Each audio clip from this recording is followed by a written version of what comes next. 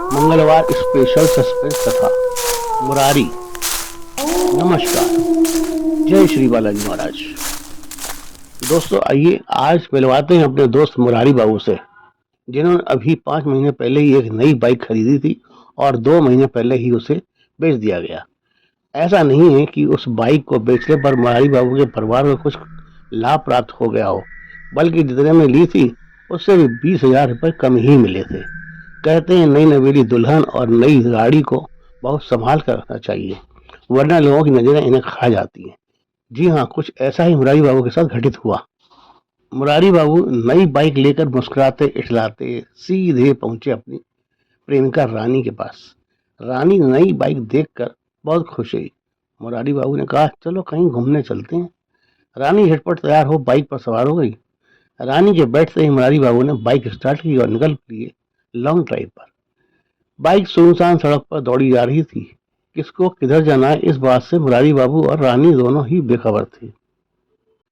Bike दौड़ते दौड़ते दिल्ली की सीमा के बाहर हो गई और शाम होते होते मुरारी बाबू गुरुग्राम हरियाणा में मौजूद थे। एक होटल नुमा ढाबे के आगे मुरारी बाबू ने बाइक रोकी। मुरारी और रानी दोनों ने उस ढाबे में शाम का खाना खाया और चाय पी। कुछ देर विश्राम करके मुरारी बाबू फिर से बाइक स्टार्ट करके चल पड़े आगे का सफर तय करने के लिए। रानी ने पूछा, अब कहाँ चल रहे हो? मुरारी ने कहा, पता नहीं। इस बार रानी को कुछ बेचैनी सी होने लगी थी, क्योंकि रात की काली चादर आसमान में फैल चुकी थी। रानी ने कहा, अब बाइक बैक कर लो, अब घर चलते हैं वरना थकान हो जाएगी। जहां भी चलना होगा फिर कभी चलेंगे। कल आपको ऑफिस भी जाना होगा, मुझे भी अपने ऑफिस जाना है। कल सोमवार है, इतवार नहीं। चलो बैक कर लो गाड़ी को। रानी बार बार कहती रही, लेकिन मुरारी बाबू ने बाइक को बैक नहीं किया। वह 80 की स्पीड में बाइक को दौड़ाए जा रहा था। अचानक एक औरत ने मुरारी बाबू की बाइक के सामने आकर मुरारी को बाइक रोकने का इशारा किया। रात का समय, सुनसान सड़क, अकेली औरत। अकेली औरत को देखकर मुरारी ने सोचा, ये औरत किसी परेशानी में है, इसलिए इसे लिफ्ट चाहिए होगी। मुरारी ने अपनी बाइक को रोक दिया। बाइक रुकते ही वह औरत मुरारी के पास आई और बोली, यहाँ से 20 किलोमीटर दूर मेरा घर है, क्या आप मुझे मेरे घर पर छोड़ देंगे? मुरारी ने कहा, हाँ, लेकिन मेरी बाइक पर तो ऑलरेडी एक मैडम बैठी हुई हैं। उस औरत ने कहा, कोई नहीं, हम लोग एडजस्ट कर लेंगे। क्यों मैडम, आपको कोई एतराज तो नहीं? रानी ने कहा, नहीं नहीं, मुझे कोई एतराज नहीं, आप बीच में बैठ जाए। उस औरत की बाइक पर बैठते ही मुरारी ने बाइक को फिर से सड़क पर दौड़ाना शुरू कर दिया। अभी मुश्किल से बाइक 20 मिनट ही चली होगी कि वह औरत मुरारी से बोली, बस ये अगला मोड़ आ गया, बाएं हाथ पर यही मेरा घर है, आप मुझे वहीं छोड़ दें। मुरारी ने अगले मोड़ पर बाइक को रोकते हुए देखा, वहां कोई मकान या झुग्गी झोपड़ी भी नहीं थी। मुरारी ने कहा, यहाँ तो कोई घर नहीं मैडम, आप कहाँ रहती हैं? मैं बोली, बस यहीं पास में मेरा घर है, मैं चली जाऊंगी। वह औरत उतरी और सड़क के बाएं मोड़ पर वह भी मुड़ गई। मुरारी और रानी वहीं बाइक के पास खड़े होकर उस जाती हुई औरत को देख रहे थे। कुछ दूर जाने के बाद वह औरत सड़क के किनारे बनी एक कब्र के पास गई और उसी में समा गई। उस कब्र में लिप्त होते ही मुरारी और रानी के रोंगटे खड़े हो गए। मुरारी और रानी एक दूसरे को देखकर कुछ बोलने की कोशिश कर रहे थे, लेकिन डर के मारे दोनों की गिग्गी बंधी हुई थी। बड़ी मुश्किल से मुरारी बोल पाया, तो ये क्या कोई चुड़ैल थी? रानी ने अपने दोनों हाथ जोड़े और आसमान की ओर देखते हुए कहा, हे प्रभु रक्षा करना। फिर रानी ने मुरारी से कहा, कह रही थी बाइक बैक कर लो, लेकिन नहीं माने। अभी कुछ और हो जाता तो हम दोनों कहीं की ना रहते।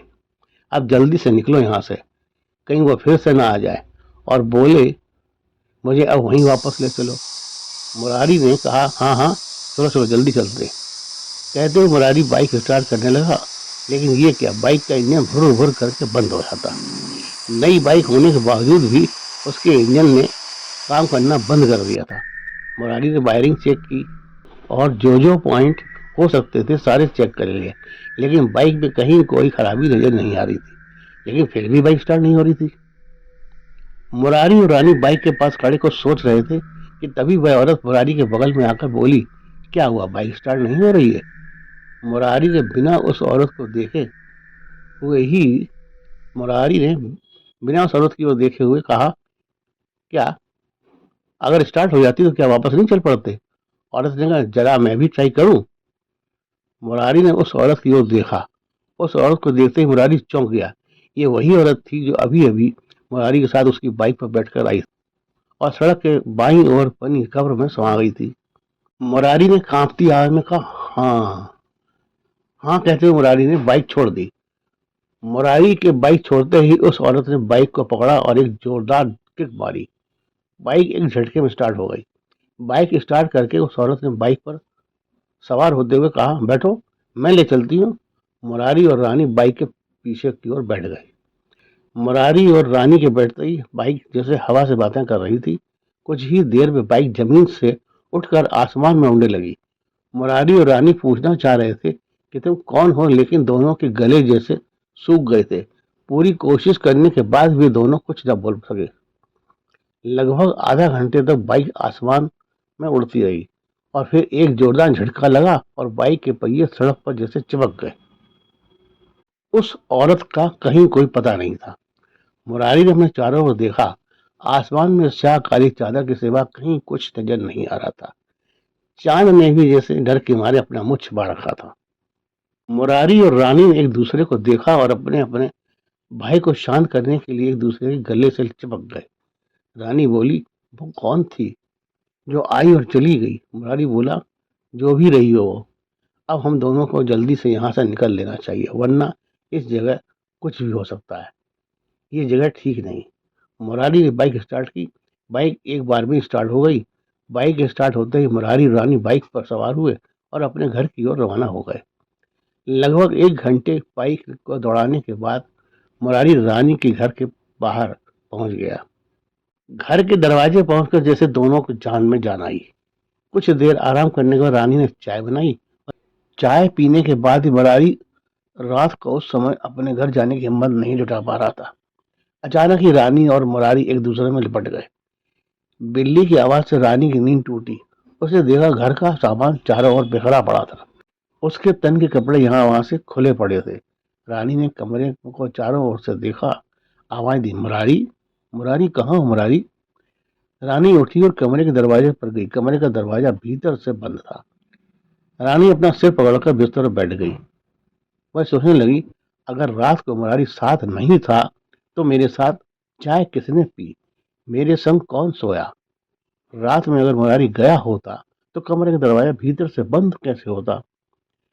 रानी ने फोन उठाया और मुरारी का नंबर डायल किया। हेलो, कौन? मैं रानी, आप कौन? मैं मुरारी का भाई बोल रहा हूँ। मैं रानी बोल रही हूँ, मुरारी की फ्रेंड। मुरारी कहाँ है? रानी, कल रात मुरारी का गुड़गांव से आते वक्त एक्सीडेंट हो गया और उसी समय वो हम लोगों को हमेशा हमेशा के लिए छोड़कर चला गया। मुरारी के भाई की बात सुनकर रानी चीख पड़ी, नहीं, ये नहीं हो सकता। दोस्तों, लेकिन ये सच था। मुरारी इस नश्वर संसार से विदा हो चुका था।